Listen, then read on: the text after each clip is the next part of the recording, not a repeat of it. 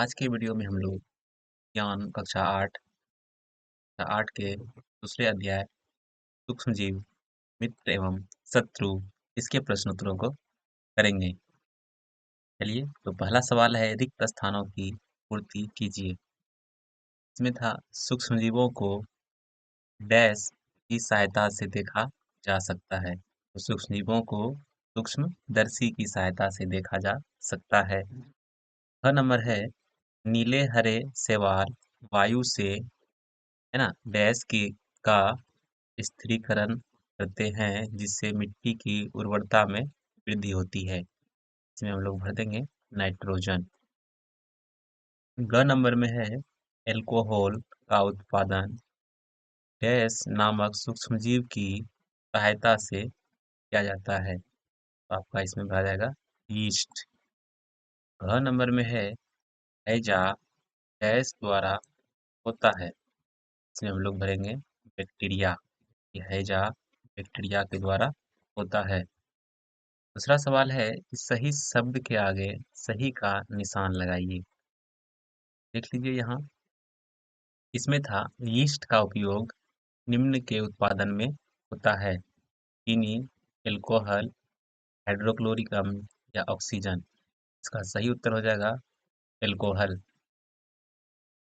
अगला सवाल है निम्नलिखित में से कौन सा जैविक है। इसके ऑप्शंस हैं आपके सोडियम बाइकार्बोनेट, स्ट्रेप्टोमाइसिन, अल्कोहल और यीस्ट।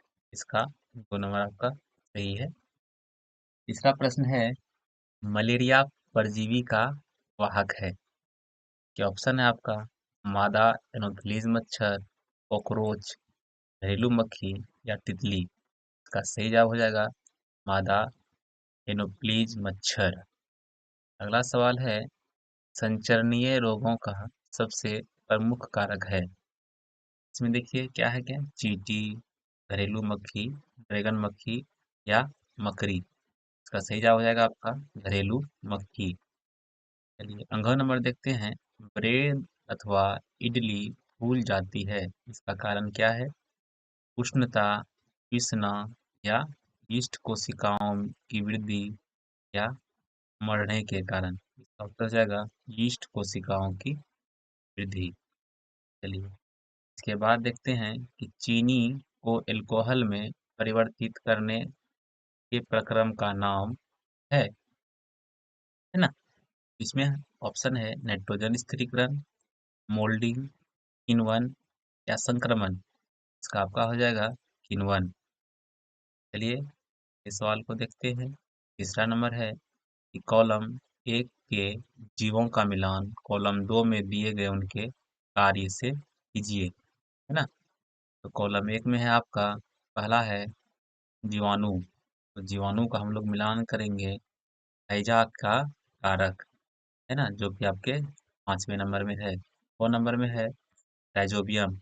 राइजोबियम का मिलान करेंगे हम लोग नाइट्रोजन का स्थिरीकरण, जो आपके पहले नंबर में था। ग नंबर में है लेक्टोबैसिलस। इसको हम लोग मिलान करेंगे दही का जमना। यीस्ट का मिलान कर देंगे हम लोग ब्रेड की बेकिंग से। और एक प्रोटोजोआ, इसका मिलान करेंगे मलेरिया का कारक। और एक विषाणु, ये हो जाएगा आपका प्लेग का कारक। यहाँ आप लोगों ने सभी मिलान करने वाले प्रश्नों को देख लिया है।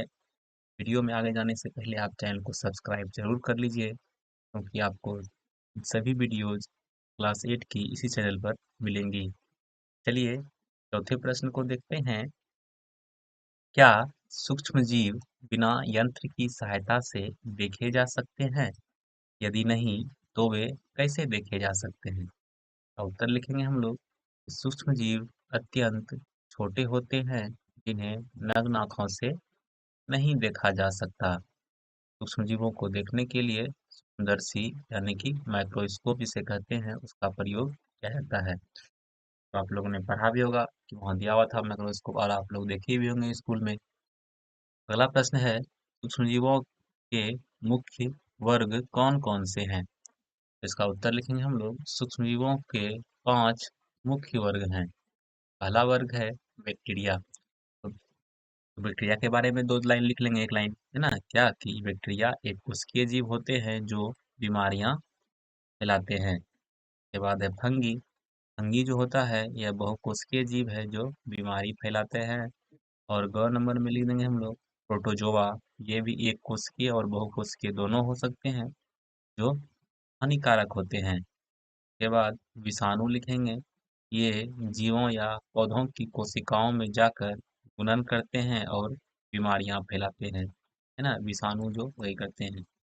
शैवाल, जिसको हम लोग एल्गी भी कहते हैं, ये बहुकोशिकीय जीव होते हैं जो प्रकाश संश्लेषण करते हैं।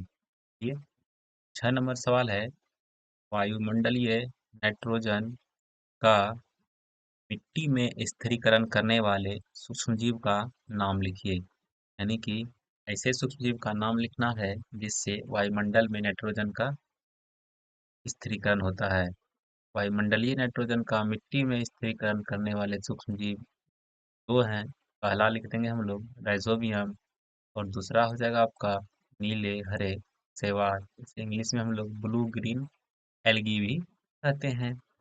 चलिए अगला सवाल देखते हैं, 7 नंबर सवाल कि हमारे जीवन में उपयोगी सूक्ष्मजीव के बारे में 10 पंक्तियां लिखिए। यानी कि ऐसे सूक्ष्मजीवों के बारे में वर्णन करना है जो हम लोगों के लिए उपयोगी है ना? इसका उत्तर लिखेंगे कि हमारे जीवन में उपयोगी सूक्ष्मजीव के बारे में 10 पंक्तियां निम्न है। तो पहली लिख देंगे लेक्टोबैसिलस।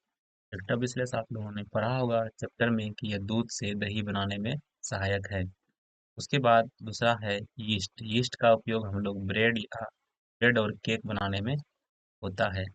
और यीस्ट का एक और उपयोग है कि इससे अल्कोहल भी बनाई जाती है। उसके बाद है राइजोबियम, जो जीवाणु नाइट्रोजन के स्थिरीकरण कारक का है। उसके बाद है जीवाणु जैव अपघटन में सहायता होते हैं। जैसे कोई जीव मर जाते हैं तो क्या होता है, उसका धीरे धीरे अपघटन हो जाता है, तो उसमें जीवाणु ही इसके कारक हैं। उसके बाद जीवाणु और काम करते हैं, औषधि निर्माण एवं कृषि में सहायक होते हैं।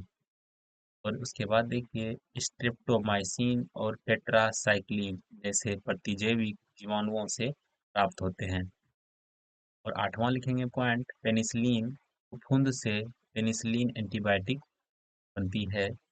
और उसके बाद देखिए 9वां पॉइंट लिखेंगे पशुओं के आहार में भी प्रतिजैविक मिलाए जाते हैं।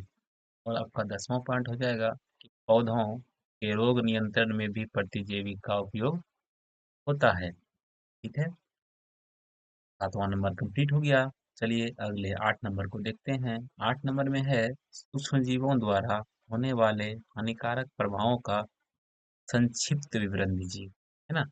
तो सूक्ष्म जीवों के द्वारा जो हानिकारक प्रभाव होते हैं उसको हम लोग लिखेंगे इस प्रकार कि कुछ सूक्ष्म जीव मनुष्यों, जानवरों और पौधों में रोग उत्पन्न करते हैं। उसके बाद लिखेंगे कि ये भोजन, कपड़े और चमड़े की वस्तुओं को सड़ा गलाकर नष्ट कर देते हैं, है ना? और उसके बाद लिखेंगे कि कुछ सूक्ष्मजीव तेजी से संक्रमण फैलाते हैं जो महामारी का रूप ले लेते हैं। उसके बाद है 9 नंबर प्रतिजैविक क्या है? प्रतिजैविक लेते समय कौन सी सावधानियां रखनी चाहिए? जिसको हम लोग प्रतिजैविक, जिसको हम लोग एंटीबायोटिक भी कहते हैं, यह क्या है? एक दवाई है, यानी कि औषधि है जो बीमारी उत्पन्न करने वाले सूक्ष्म जीवों को नष्ट करती है या उनकी वृद्धि को रोकती है। और प्रतिजैविक लेते समय निम्नलिखित सावधानियां रखनी चाहिए। पहली सावधानी रखेंगे हम लोग, चिकित्सक की सलाह के अनुसार ही प्रतिजैविक का सेवन करना चाहिए। और पूरी खुराक, इसका दूसरा पॉइंट लिखेंगे, पूरी खुराक समय पर और नियमित लेनी चाहिए। इसके बाद तीसरा पॉइंट लिखेंगे, बिना कारण या आधे अधूरे तरीके से प्रतिजैविक नहीं लेना चाहिए क्योंकि इससे रोगाणु प्रतिरोधक बन सकते हैं। ठीक है, यहाँ आप लोग का सारा प्रश्न उत्तर समाप्त